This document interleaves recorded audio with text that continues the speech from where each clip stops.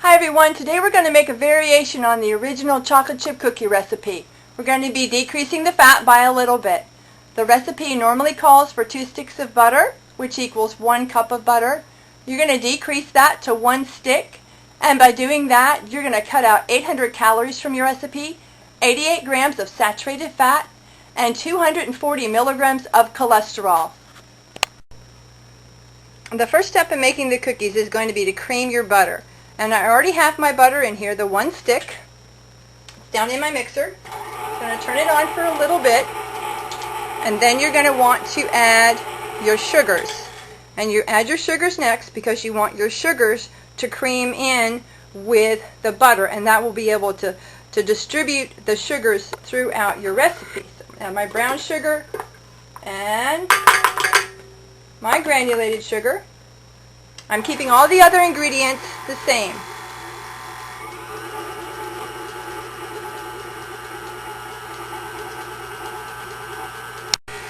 Next you're going to add in your vanilla extract. That was 1 teaspoon.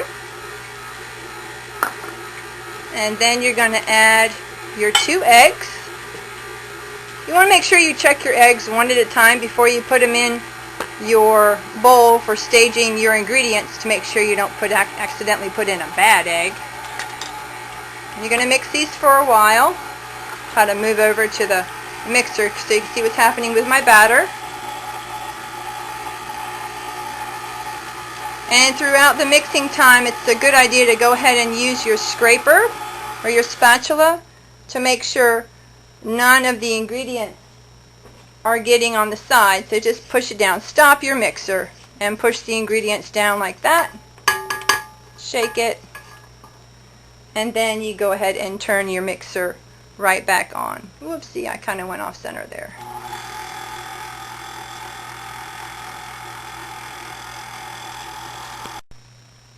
Now your last ingredient that you add is going to be your flour. So I have my flour and my baking soda and my salt all right here. And you're going to want to sift or use a big whisk to distribute the ingredients. Helps to aerate or add air to make your ingredients nice and fluffy. And then we're going to add these ingredients a little bit at a time to the mixer while it is on. Well, to the ingredients in the mixer. And I have the spout attachment because it's just really easy to add the flour ingredients when the spout's attached. That way I don't get flour flying all over my kitchen. You keep adding a little bit at a time until it's all gone. Now you have a really nice dough. You're going to want to, it should look, whoopsie, there we go, about like this. You're going to want to scrape the remainder off your paddle there and then add all of your chocolate chips from your bag. And the bag was just a 12-ounce bag of chocolate chip morsels. And go ahead and mix them in. And then I'll show you how I plate them on my baking sheet. Whoops, a little slip there. Now it's time to plate up our cookies. And I like to use a portion scoop. It allows me to know exactly how many cookies I get from each recipe. And it also helps to control the size of the cookies so I don't make monstrous ones. These make cookies plenty big enough to enjoy. Some of my chocolate got stuck together. And I like to use parchment paper. Your recipe will tell you to use a